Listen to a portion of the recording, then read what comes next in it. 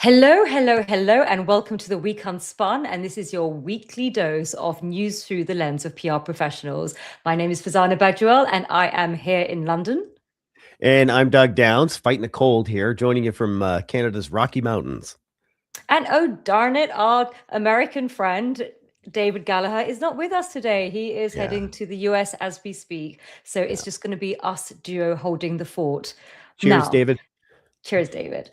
And lots to get through this week. And as always, please do drop your thoughts on our comments. And at the end of the show, hopefully we'll have time to run through the comments. And three big themes today. We are going to start off with Venezuela.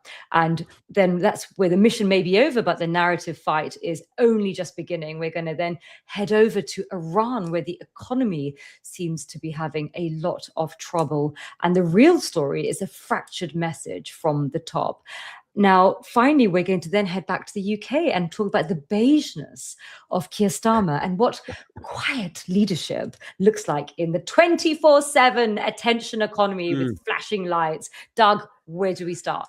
What an amazing week. We wrapped up last week. We had a heavier focus on Iran, and we closed off the show, and little did we know, so much was in planning to happen in Venezuela. It was absolutely amazing. Last Saturday morning, we all woke up to a reality that few thought was possible. Nicolas Maduro and his wife were suddenly in U.S. custody in New York. Roll the video if you have a chance here, guys. This was a lightning fast Delta Force raid in Caracas, and it caught me completely by surprise. There we go. There's the start of it. The physical mission was already over by the time we woke up Saturday, but the global communications battle was just beginning. To break down the comms here, we can very simply observe the two sides that different parties, different actors are playing out. There are those who say this is bad, and there are those who are saying this is good. In the this is good camp, the Trump administration and leaders like Argentina's Javier Milei have branded this as a surgical law enforcement operation. Now, in the U.S., the Secretary of State, Marco Rubio, is the primary architect of the message. He's been leaning heavily on Maduro's 2020 narcotics indictment, telling the world, hey, we didn't invade a country. We executed a warrant on a narco terrorist. Now, by using legal terminology like indicted criminal instead of head of state, Rubio is successfully appealing to a domestic audience that values law and order while bypassing the traditional war powers debate. Conversely, in the This Is Bad camp, it's led by a powerful alliance of international critics and Democrat leadership at home. On the global stage, Russia, China, and the UN Secretary General are framing this as international kidnapping.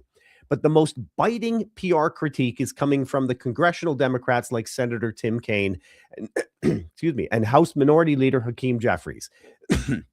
Their narrative isn't defending Maduro, it's attacking the method. They're labeling the raid a sickening return to imperial adventures and an illegal act of war carried out without congressional approval. While Marco Rubio says he executed a warrant, the Democrats are telling their audience that the administration lied to their face about seeking regime change. For them, the PR goal is to frame the White House as a rogue actor that has abandoned the rules-based order and risked a forever war for Venezuelan oil. So I always like to know how the people feel. How are Americans responding? Well, extremely split in some ways. Overall approval of the capture, right down the middle. Should the president have gotten Congress to approve first? 2/3 say yes. Here's why I think, my opinion, that these numbers show that Rubio is winning the narrative right now. The Democrats are arguing the raid was an illegal act of war. But Rubio has successfully labeled Maduro a narco terrorist. And that's the term that's been used by both parties. And the Dems' constitutional argument makes them look like they're defending a drug kingpin right now. Rubio has trapped his opponent in a narrative where their only defense is a technicality, the Constitution, while his defense, the war on drugs, is a moral one. For the Dems to turn this around, they need to reframe the narrative. And just one additional note, Farzana, media critics like Margaret Sullivan have noted that the early coverage from CBS and ABC, they've been using Rubio's vocabulary to describe this indicted criminal, narco terrorist. And when they're using your words, that shows you're winning, or at least have an edge in the comms battle.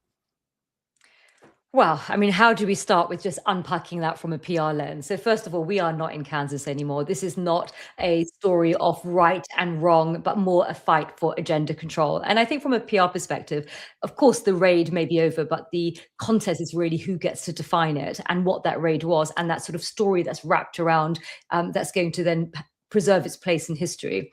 Now, Rubio answers something very crucial that all PR people know is that the first story is often the strongest story. And he didn't describe it as foreign policy or military action or regime change. He described it as law enforcement. And I thought that was very clever, very classic framing, because he pulls the event into a category that Americans already emotionally understand. You know, very simple: arrest the bad guy, execute the warrant, protect the public, move on. And you win that frame early, and then you force your opponents to argue from within. And so, here's the part that I think everyone's missing is everyone's thinking about actually domestic agenda control is very much, important, obviously, to the White House. But, that's only half the battle. And so what you're having is this sort of dichotomy of perceptions. You've got, how does it play out from a domestic audience and how does it play out internationally? And so the other aspect is the international reputation. But, one thing I wanted to ask you, Doug, do they care? I mean, does it even matter? I mean, tell me, does it? I don't think they do. I don't think America cares what the outside world thinks right now. Part of America. So, I guess if the operation plays well, at home, and looking at the stats, it clearly shows that it does. The global story is not really about warrant being executed. It's very much America grabbing a head of state in another country. That language obviously travels fast, especially in Moscow, Beijing, sort of United Nations across the world. And then, so whilst the White House can win the domestic narrative, it can then lose globally. But again, if they don't care, they don't care. It's not an outcome that they are looking for. And because once you normalize these extraordinary actions, you make it easier for other states to copy the method and claim the justification. So everyone's obviously talking about, well, how are you going to justify it when, if China wants to, sort of assert its sort of, its sphere of influence, over sort of Taiwan and, Russia and Ukraine. And so, where is that sort of moral argument, that ethical argument, that rules-based order? And so, but again, if they don't care, they don't care. And so it's not really a debate about whether the capture was good or bad and how it plays out internally and globally, but it's also a question of, fundamentally, do they care? And when we are working in PR, you set your goals firsthand. You also set your agenda, your messaging, but also your audience. You determine your audience. And sometimes we may be shouting sort of, around the world that this is wrong. But fundamentally, if we are not the target audience, we are not relevant. Yeah, the current administration, just to clarify what I was saying, I don't think the current administration cares all that much what the rest of the world thinks, or at least they're not putting that out there. I think the Democrats do. I think they care a great deal. If this story was in isolation, Farzana, I think it'd be fair to say that Rubio has done such an effective job for his audience that they'd be winning the day. Got a good comment from Uncle Buzz 6913. Great job, Congress. Not needed. We have a warrant for the illegal dictator. See, that is absolutely, there's a point out there that's being said. Others are saying there is a process for this, and it comes down to Article 1 and Article 2 in the Constitution, right? And those two are supposed to complement one another, and the current battle is, do they conflict at times? So, all right, the other story I know we wanted to tackle, I've been so fascinated by Iran since we started covering this last. I've been digging into, I've been doing it online. I haven't been taking like studies, but I've been looking at the history of Persia and the history of Iran to understand the protests, because we're in this media vacuum, and I'm embarrassed for my former craft how poorly the international media, the ones from whom we expect more, I'm embarrassed by how poor a job they've done. We are watching a high-stakes study in fragmented crisis communications playing out in real time in Iran. As the Iranian rial collapses, the streets are igniting, but the story is the jarring PR disconnect between the president, the supreme leader, and now a resurgent exiled opposition. And that's the key, that the opposition has come in. What started as a strike in the Grand Bazaar is now a nationwide uprising. Let's go back to the start of the video if we can, guys. This is part of the way through. What started out as a strike in the Grand Bazaar is now a nationwide uprising. The triggers are economic, at least they were at the beginning. skyrocketing prices for basics like rice and wheat. That'll push people into the streets. But the response from the top has been very split. We're actually seeing a classic good cop, bad cop routine, and it's being played out through official state rhetoric. President Masoud Pezeshkian is currently attempting a conciliatory tone. He's publicly tasked his officials to listen to what he calls the legitimate concerns of the protesters. This is a rare attempt at empathy-based crisis management. He's trying to validate the grievance to keep the government's brand from completely breaking with the public. But the bad cop has now entered the room. The supreme leader, Ayatollah Ali Khamenei, has broken his silence, and he is taking a much sharper rhetorical path. He's now pivoted to a relabeling strategy. He isn't calling the people protesters. He's calling them rioters and enemy mercenaries. Now, by shifting the vocabulary from protest to riot, he is signaling to the security forces that the time for dialogue is over, time for a crackdown. This is a PR permission slip for a crackdown. Adding a third layer to this messaging war, the Crown Prince Reza Pahlavi is now issuing his first direct call to action through a video message in Farsi. It's all being played out on social media, quite frankly. He's moving beyond mere support and is actively organizing coordinated protests. Crucially, he's framing a direct appeal to the regime's own security apparatus, asking them which side of history they want to stand on. By highlighting his national cooperation platform, a secure channel that he claims thousands of regime insiders are already using to defect, Pahlavi is attempting to break the regime's international communications by offering a safe harbor narrative to the very people currently holding the batons. What makes this even more complex from a comms angle is the perceived media blackout in the West. While social media has been flooded with video of the Grand Bazaar shuttering and security forces clashing with citizens, major outlets like BBC and the New York Times have been criticized for being slow. Even the comedian John Cleese has jumped into the fray on X, saying he is ashamed of the BBC's coverage. In the world of PR, when reputable news sources stay quiet during a historic event, it creates a massive information vacuum, one that is currently being filled by unverified social media reports and competing propaganda.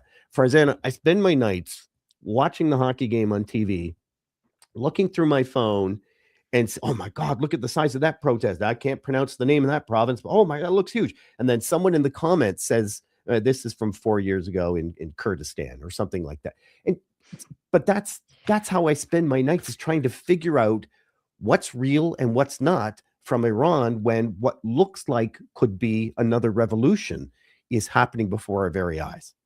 I mean, Iran is fascinating, and I've always been fascinated. My grandfather was actually the military advisor to the Shah of Iran, and I always sort of grew up understanding that about Persian culture. You know, I think my father learned Farsi so that he could understand the poetry. I think whilst Iran is in the news, I think it's always an opportunity to learn about cultures. And if you really want to understand sort of Iran and Iranian people, understand its sort of civilization, its history, and the best way to start actually is poetry. You've got sort of Sheikh Saadi, Rumi, and Rumi. You know, sort of many others, and particularly I think the golden era, sort of 13th century Persian poetry, absolutely sublime. And I do think actually understanding sort of culture and history really puts the sort of context of current affairs, and you sort of understand a little bit more about the dynamics, because a lot of people are sort of, you know, think Iran has always, you know, been this very conservative society, but actually during the Shah of Iran's time, and indeed even Afghanistan at the time, they look, you know, markedly different to how the people are sort of, you know, live today. Now, what we're seeing in Tehran is really a three-way communications war, and each actor is playing a different game. We have President Pezeshkian, who is doing classic crisis containment. He's trying to keep the government's sort of public-facing brand intact by validating the grievance, signaling empathy and dialogue, because he is speaking directly to population. So a bit of hedging his bets there.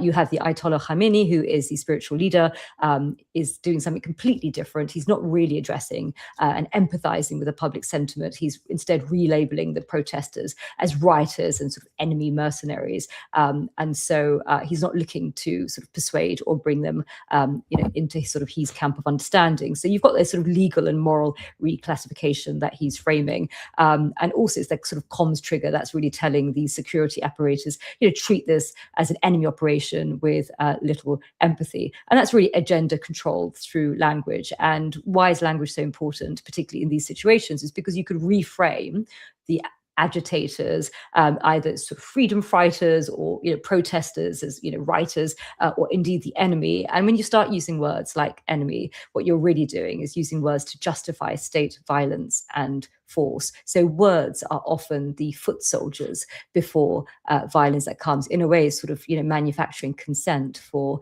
what is coming. So it's always quite interesting to analyze. Now, we then have the son of the Shah of Iran, and he is positioning himself as the hero of the story. The protests are, in a way, it's very classic Joseph Campbell. For those who don't know, he's a well-known architect of the hero's journey. And it really talks about how across the ages, across cultures, ultimately stories sort of underpin similar archetypes and sort of archetypes rather.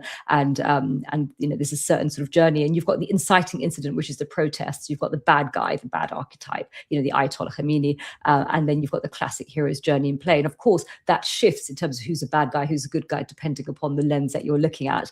But I would actually have a look, for those who aren't in the know, do a bit of a Google of Joseph Campbell and the hero's journey and see how that plays up. Because actually what you see is the good cop, the bad cop, the archetypes. And you see that play out in all political theatres around the world. And it helps you, I think, understand the news and the agenda and the narrative around the news, and the framing as well. Now, then you've got to layer in the Western media dynamic. Now, major outlets are appearing somewhat slow, cautious, but you also have some practical matters. Is that it's not always that you're going to have a Tehran correspondent on the ground who's going to tell you everything that's happening. So you do have a sort of a structural issue with a lot of media reports, and you are seeing a bit of an information vacuum. And in crisis comms, when you have a vacuum, it always gets filled, and usually by a very emotionally compelling content that may not always be true.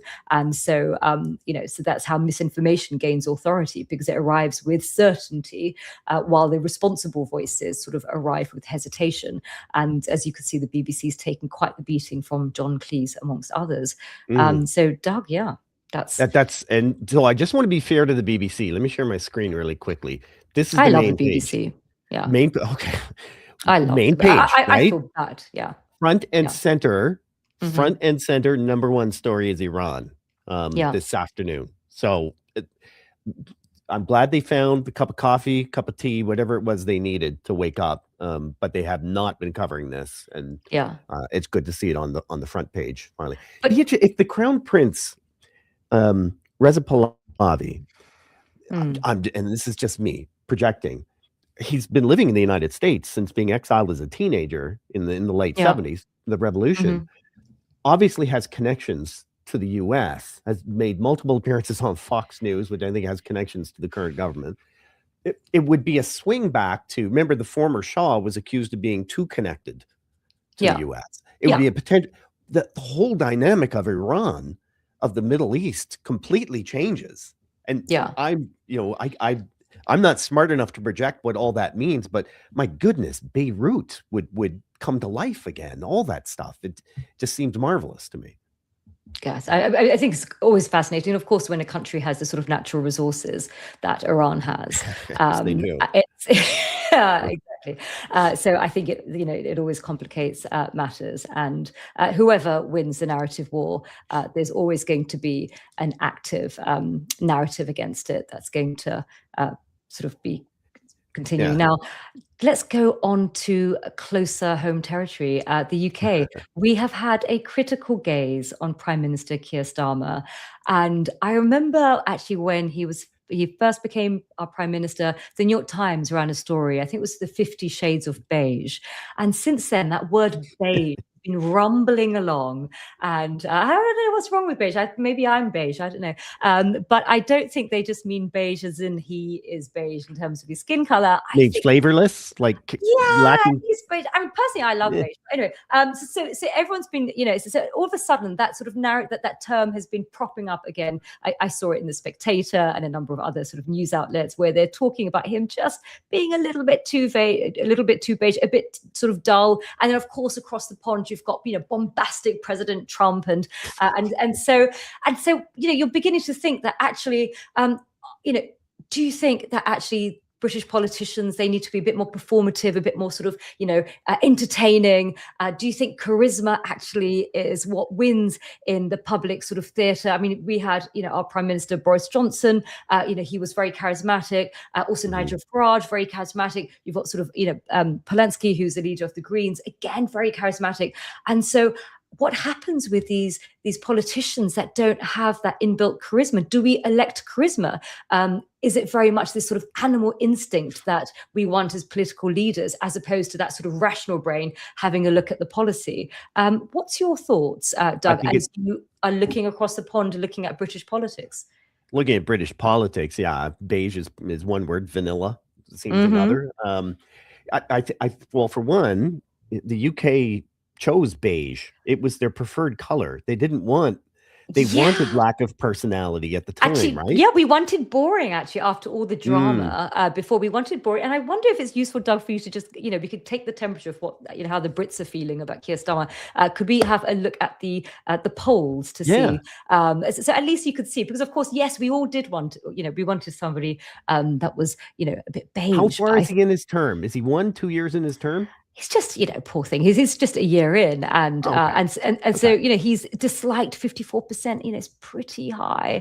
And so do we have anything else that we can show Doug over there? There you go. So one of the most unpopular leaders in the West. Oh my gosh. Yeah, Macron's the only one who's beating him in terms of sort of unpopularity. So he is, he's really having some problem. Now, we do have actually a comment from our lovely Anne-Marie Blake, who says, please, as you know, vanilla is my favorite ice cream. I'm tired of the soap opera. I too, and it is, what do people want? Do they want entertainment? Or isn't it a pendulum? Don't we swing back and forth? We want personality, we want character, in the hopes that it's similar to ours, that they are saying things that we kind of think, and therefore we're smart because the leader is saying those things. And then we get used to their personality and we're sick of them. We want to discard them. It's almost like any other relationship, right? And we want, I don't want all that personality. I'm just talking to a Canadian. I mean, Canadians, we elect beige. We go hunting for beige. We want vanilla, right? We elected a prime minister in Justin Trudeau multiple times, and then we got tired of his character. And chose the same party and elected a new leader, Mark Carney, who I think folks in the UK know very well. And I think we're finding him kind of beige. So but that's how Canada rolls. Yeah, but maybe actually voters nowadays, we're just a glorified Netflix audience. We just want to be entertained. And when we're bored, we just want them out. And maybe we're just drama kings and queens. We just want drama. I mean, even us Brits, we're tuning into the US politics. I mean, who needs Netflix? Honestly, I mean, Netflix should just be a live stream from the White House, quite frankly. And I think, forget all the production sort of costs. Let's just live stream what is happening in the real world. So my question to you, Doug, is, do you find British politics quite dull in comparison to the drama that you are seeing across your neighbor? I did before I started working with you and David. When I was truly an outsider, just a typical Canadian, pay attention to stuff from the UK. Oh, look, they have a monarch. They have a queen. That's cute. Now that I'm more involved with the two of you and I'm following it more closely, no, I think there's personality. It's a very British personality. That's the way I would term it.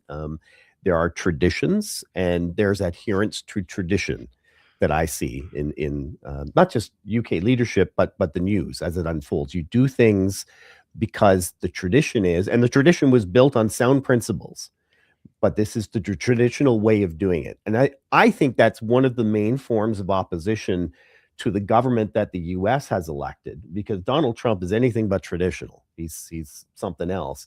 And that just doesn't fly as well in the UK. And I think that's one of the undercurrents. But the UK is a dynamic country with a lot of personality. I can see that as at the same time. But Doug, do you think we're actually in a different age now? That actually that sort of stiff upper lip, that sort of measured response, that sort of key message inclusion that the Prime Minister says and then his various ministers say, that actually it comes across to voters as inauthentic and fake.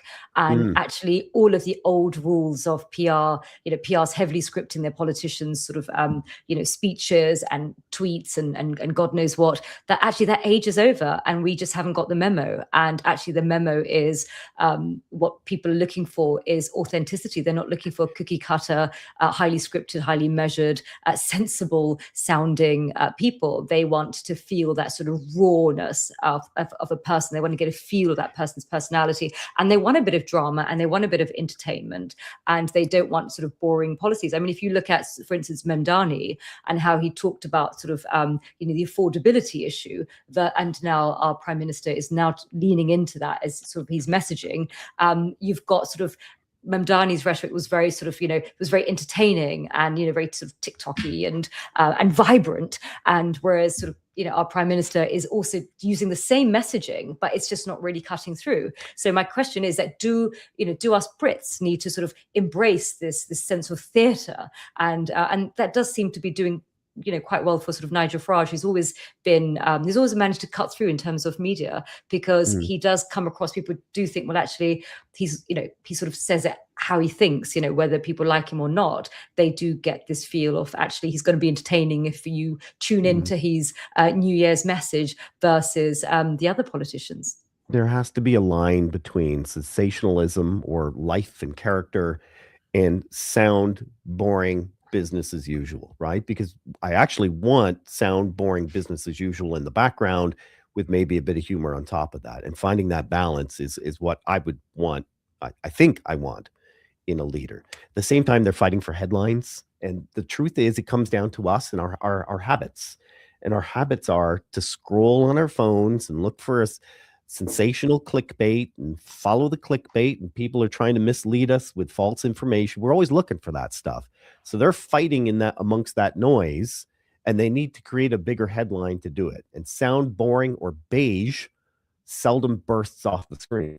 There's one thing you mentioned about authenticity, because I think authenticity is becoming kind of a buzz phrase today. And I'm not saying break away from authenticity, just the phraseology.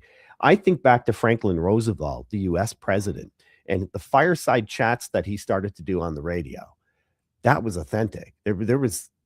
They were partially scripted, but he had conversations with the American people and explained things in very simple terminology. I would put to you that authenticity has been around since Greek rhetoric. I think it's been around forever, and we're just coining a term these days. That's my thought. I think we're running out of time. That was David. We missed you. I hope you're back next week, and safe travels in the US. As always, thank you to our superstar producers, Emily Page and Solomon eBay. The Week Unspun is a co-production of Curzon Public Relations, Fulgate Advisors, and Stories and Strategies podcasts. You can get the recordings on Apple, Spotify, YouTube. And our final thought for today from the Persian poet Rumi. My favorite. Mine too. Why do you stay in prison when the door is so wide open? Have a great weekend.